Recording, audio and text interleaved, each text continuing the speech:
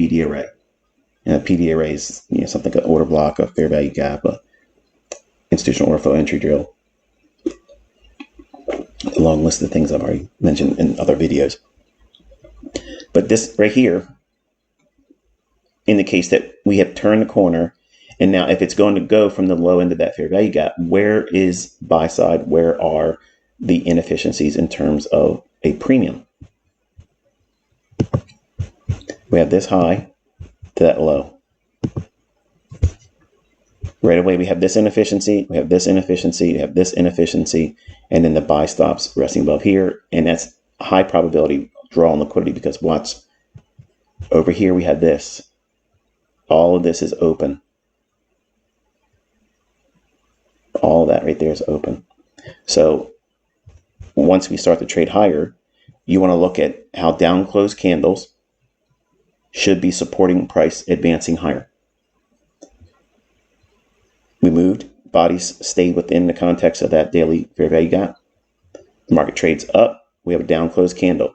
Does the price come back down to it eventually? And does it support price going higher? The high of that candle comes in at, you're going to be looking up here. The high of that candle is 105.58. The low in this candle is 105.577. So did it hit that level there and reverse or show willingness to act like a trampoline and rally higher? Yes. Now we have these two down closed candles here. This is one consecutive order block. Why is it an order block? Because we are in the lower half of the range between that high and that low. So if we trade above it and come back down into it, it should support just like a trampoline. If it trades down to it, does it support a move higher? And do we see price moving higher towards a higher inefficiency, which would be here, and or buy stops? There's a small little short-term minor buy side liquidity pull here because we have a candle high, higher high, lower high. So that's a swing high. So there's going to be trailed stop losses right there. And that's usually a big mistake, especially when it's coupled with an inefficiency just to the left of it. And then you have the buy stops that will be resting over here. The market capitalizes on the order block here, moves higher. We have a small little gap between this candle and that candle. So there's your fair value gap. Trades down into it there. Does it have a willingness to trade higher? Yes. Consolidation, down closed candle. It moves outside of the down closed candle. Does it trade back down into it? Yes. Does it act like a trampoline, send price higher? Yes. So we bridged this inefficiency. We patched over basically all the sell side with buy side. See the acceleration in price action right there? That's occurring because you have this. All of this sell side delivery. Remember I taught you yesterday. Sell side delivery is expansion or one directional move lower. Buy side delivery is expansion or one-sided upward, or buy side delivery or advancing expansion move higher in price. Just basically it's directionally driven and it's offering buy side. It's offering it to the market. What do I mean by offering it? Well, if the market does want to gravitate to an old high or relatively equal highs, why is it going there? The algorithm's repricing to that level to offer the buy side. To who? The smart money. That's the way the system works. If you think like smart money, like I'm teaching you, you'll engage price that way. But most people, and I'm, I've been on the record for decades now, teaching and showcasing and proving that these things are absolutely here. But you'll still see a lot of people, and some of you probably listening still don't want to admit that, there is some kind of artificial intelligence that's running things, and it runs very efficient, but it's going to these buy stops in order to offer buy side to smart money. And they will what? They will offset distribute their long positions to willing buyers at a higher price. Where did they buy? Here, there, there, there, there, There, this is institutional order flow entry drill. This is for your notes too. Whenever you're in a buy program, what's a buy program? A buy program is where price is going to be one-sided. It's in the process of running to buy-side liquidity or a obvious premium inefficiency, which would be this, okay? Or the stops resting above here. Once we cross equilibrium, and now we enter into what? It's a premium market. But at equilibrium, while we're in a buy program or when we're bullish, it acts as a discount. So on your notes, if you missed it yesterday, I've said it in other places when I taught, when you are trading in a range, equilibrium, when bullish, is a discount. Equilibrium, when bearish, is a premium. So I mentioned yesterday, we were looking at this fair value gap. I mentioned how we could drop down a little bit. It stayed within the context of that daily fair value gap. Then we started moving higher. Higher. New day opening gap. Equilibrium is this level right here. We have a down close candle. Close proximity to that, that means yes, this can be an order block to be traded to. You do not look at these down close candles as an order block. It's not. They are not a bullish order block. ICT, why don't you look at that down close candle or those series of down close candles, and why didn't you look at that as a potential for the trade down to and create it as a order block? I just taught it to you. It's relative to the dealing range you're trading in. What's the dealing range? The high and the low. Why is that a dealing range? Because I taught you on April 8th of 2024's live stream that a dealing range is when both sides of the liquidity is taken. What's above this high here? Buy stops. It went above it and then traded lower. Where did this low go to? Just below that low right there. So what did it do? It took both sides of the liquidity. Do you see how the rules keep repeating? Nothing's being reinvented. I'm not manipulating and distorting anything. It's always remaining constant. But you don't want to be looking at down close candles that are in a premium level above equilibrium. This order block returned back to the equilibrium level or 50% mark of the high and the low of that dealing range. So when it trades above it, yes, we are looking for that to support price. But now watch what takes place. Any down close candle after that, we don't care about referring to it as an order block because we're now in a premium. We don't want to add anything. Remember I was teaching you yesterday? If I'm pyramiding a position, I'm building it into a larger position. Once I get to a point where I have basically 60% of the position, or not position, but the potential unrealized range or target for the trade I'm trying to be a participant in, I stop adding. The hard line rule is once we get into a premium level at equilibrium or higher, I don't want to add anymore. For my own personal tastes, I do it just below equilibrium and I'll stop adding. But the hard line rules are you can do it at equilibrium.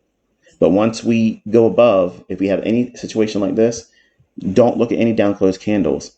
Once we're in a premium, in a buy program where the market is predisposed to go higher to take out any inefficiency, that's a premium level. This is premium because it's above equilibrium. So if you look at this is the high and this is the low. This inefficiency is where? It's in a discount. It's below the 50%. So that's not a target. So what is it? What is that right there? What is this right here? It's a sell side imbalance, buy side inefficiency. Yes. Basically, it's a down close candle that represents a fair value gap. We are not looking at that as let's get up into that and sell off to take out the relative equal lows down here. That's where people that watch the 5-minute trainer editions where individuals come, they sample set my content and they cherry pick some things and they rename something or they think it's a 5-minute ICT trainer. I'm going to teach you learn ICT in 5 minutes, learn ICT in 1 hour. That's why they don't do well Okay. And I advise people not to do that, not to kick sand in their face, not to hate on them, but you're doing it wrong. And that's number one reason why there's a small group of people that think this stuff doesn't work, because they watch yahoos out there that don't know what they're talking about, try to teach it in a way that doesn't line up with what me as the creator intended for you to learn. So if this SIBI, which is a fair value gap, sell side imbalance, buy side inefficiency, if it's part of the sell side of the curve, this right here, once we cross over there, this becomes an inversion fair value gap. Light bulb moment, right? Oh my goodness, it's starting to make sense. So if we look at it like this,